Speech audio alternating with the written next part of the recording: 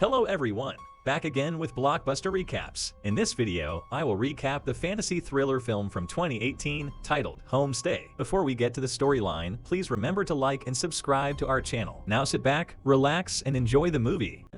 A mysterious voice informs him that he has won a prize after noticing the colorful inn. A boy suddenly wakes up in what appears to be a morgue, not remembering anything. He tries to leave the room and scares all the workers. Minutes later, he is sent back, and a woman named Rudy shows up by his side, worried about his condition. The boy passes out, and when he wakes up again, he finds himself in a hospital room.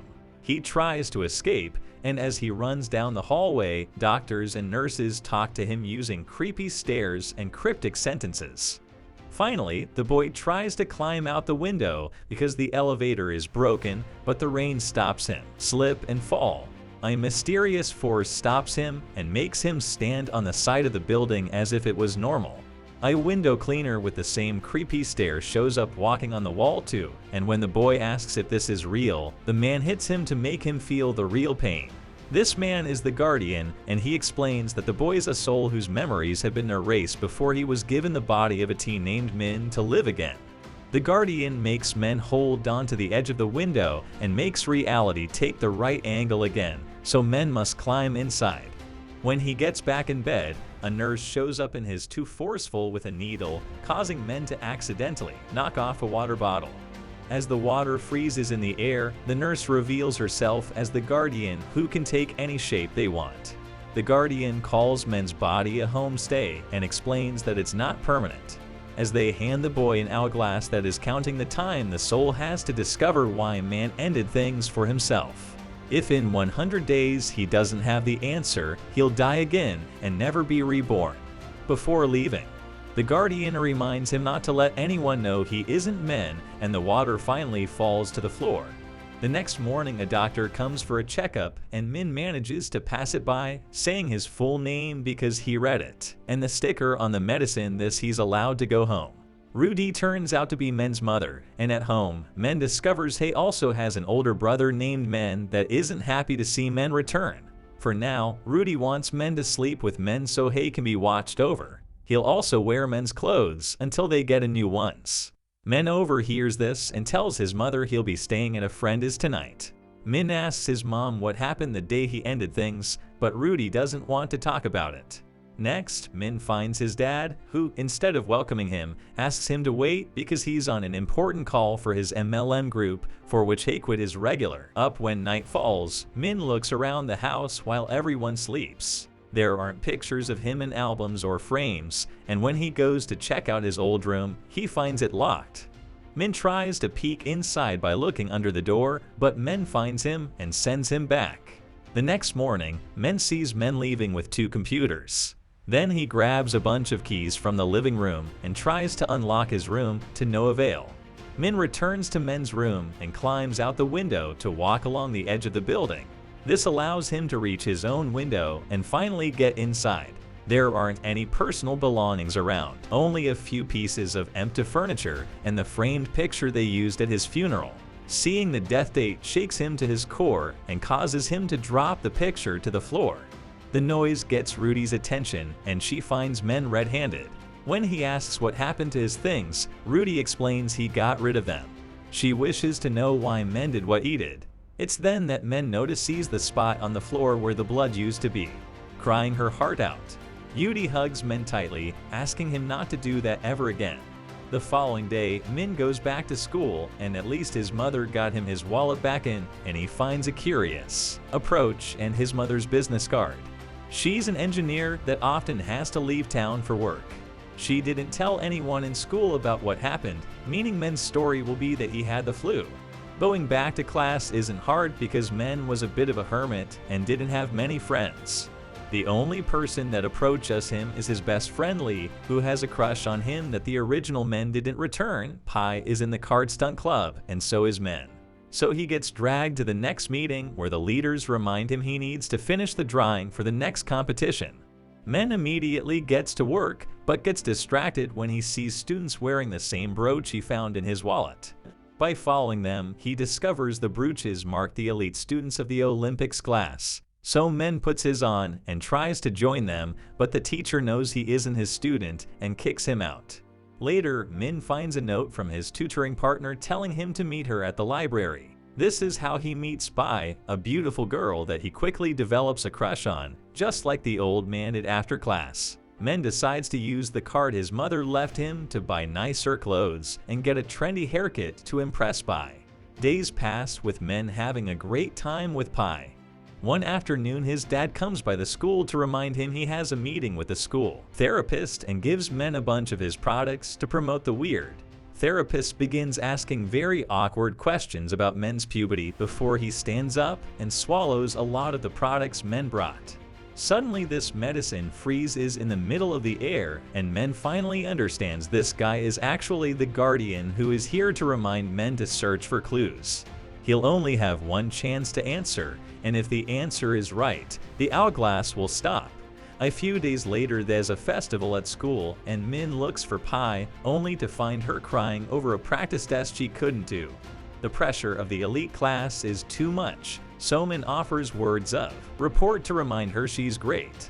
He also wonders if there are a couple, which Pi denies because he never asked her out.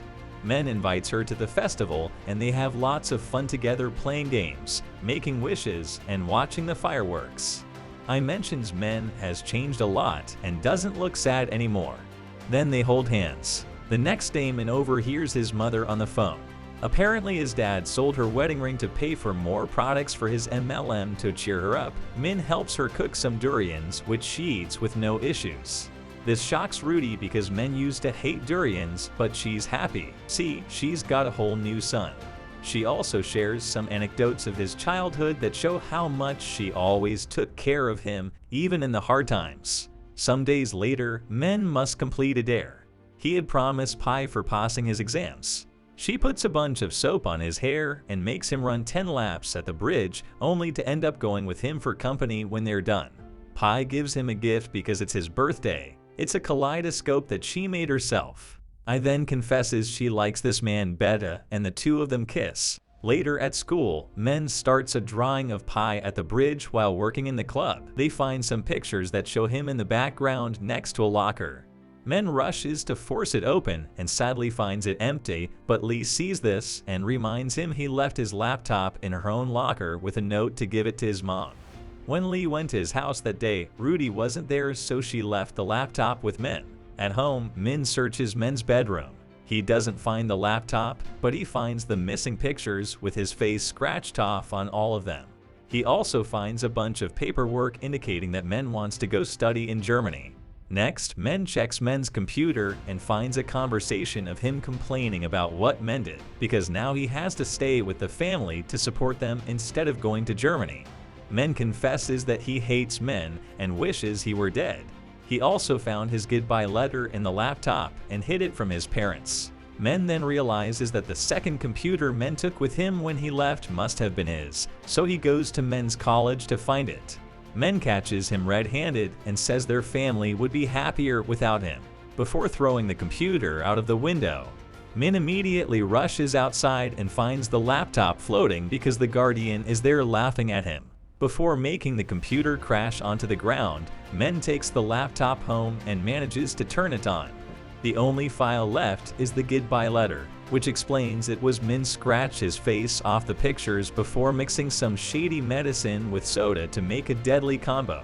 The letter also says he hated his dad for taking advantage of his wife's salary to stay in that 10mm cult, and that he hated how his brother was always condescending toward him, making him feel small. He did love his mother, but it was frustrating that she was almost never home. Therefore, the only light in his life was Pi.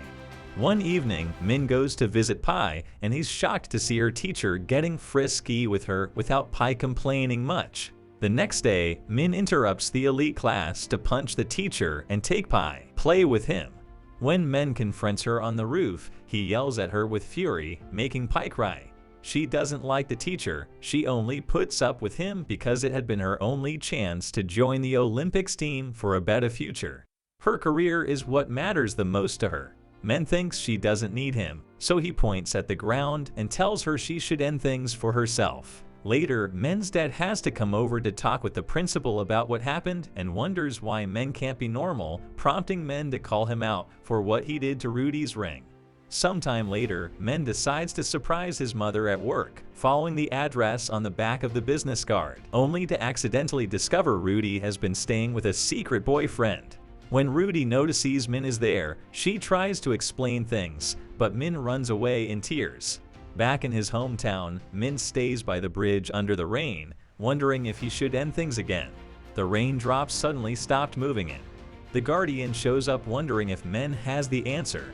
Min replies he hates this life and doesn't blame the real Men for what he did. He blames the family and Pi because they can't be trusted. The hourglass doesn't stop, meaning the answer is wrong. So the Guardian reminds Men he is 3 days left. When he returns home, Min smashes all the things in his room. Moments later, Lee shows up to ask for the finished drawing. Men's too annoyed to care and starts talking rudely to Lee, telling her that Men never considered her a friend and will never like her back. He also confesses Men missed school because he tried to end things and didn't even mention Lee in his goodbye letter. Lee leaves the place in tears in the evening.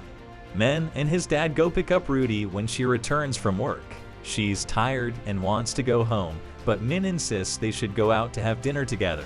He also mentions he visited her at work to make her feel guilty. At the restaurant, Min leaves his parents alone by pretending to go to the bathroom, but he spies on them and notices his dad returning the ring.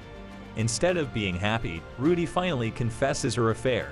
The dad leaves without them, and now Men and his mom are alone in the car crying. Rudy apologizes to Men and explains she broke up with her other boyfriend so she can always stay with her family. Min refuses to accept the apology and tells her he isn't her son. Her real son died because she was a bad mother. An argument starts between them, and this distracts Rudy from seeing the other vehicle coming, thus a car crash happens. Hours later, Min wakes up in the hospital. He immediately goes to check on his mother, who is still unconscious, and Men shows up to explain she's in critical condition. The dad told him what happened, and Men wonders why Men didn't tell him instead of ending things, since he would have helped him deal with it. He thinks Men needs to stop thinking nobody loved him. Men's not hurt and is sent home, where he finds the durian dessert Rudy left for him in the kaleidoscope Pi gifted him. Min realizes he's been acting very selfishly and makes it up to his club by finally finishing the drawing. The next day, the Olympics team announces they'll be joining a very important tournament. Pi is supposed to give a speech, but seeing Men in the crowd makes her feel guilty and she runs away. Minute finds her in a classroom about to do something stupid with a glass cup, so he apologizes to her and hugs her, explaining he had been angry the other day and talked without thinking. I shouldn't be disgusted with herself because it all was the teacher's fault. Feeling a bit better, Pi finally goes to the principal to tell her about the teacher's abuse. Since it's too late to practice a new design, Men leaves the drawing for Pi with a message of support. Afterward, Men goes to see the card stunt club rehearsing. He apologizes to Lee, explaining she had been the only one to be nice to him and he never appreciated. Lee accepts the apology and confesses that since Men didn't bring a new drawing, she gave the team one of his old ones. To Min's shock, the team suddenly forms a drawing of Pi at the bridge that looks exactly like the new one. Memories start flooding Men's mind as he runs away. The previous Men's life flashes in front of him, showing him all the good times he had with his dear family and Pi. Min falls down the stairs, and the hourglass, now frozen, falls from his pocket as Men suddenly reappears in his room with the Guardian taking the shape of his reflection. Men has finally understood that he isn't Or and Soul, he's the original Men, and he died because he didn't know how to appreciate the good things in his life. It's all his own fault. The Guardian congratulates him for winning and explains the test had only been a way to make him see the truth. Men won't be reborn anywhere else. He can keep this life. After the Guardian disappears, Min wakes up in the school again and the hourglass is gone. Lee checks on him and Min hugs her to celebrate before rushing to the hospital to find Rudy has woken up. She explains she and the dad are getting divorced so Men can help him to live with, and she won't blame him by choosing the dad because she hasn't been a good mother. Crying, Min apologizes for his actions and swears he'll never regret being her son. From then on, Min returns to his daily life. When Pai sends him a message showing she's won a medal, he fulfills his part of the deal and runs a few laps down the bridge with soap on his head and only wearing his underwear. You guys are fantastic if you have seen this far in the video. Thanks for watching. If our Blockbuster recaps amuse you, please remember to ring the notification bell and the subscribe button. Thank you.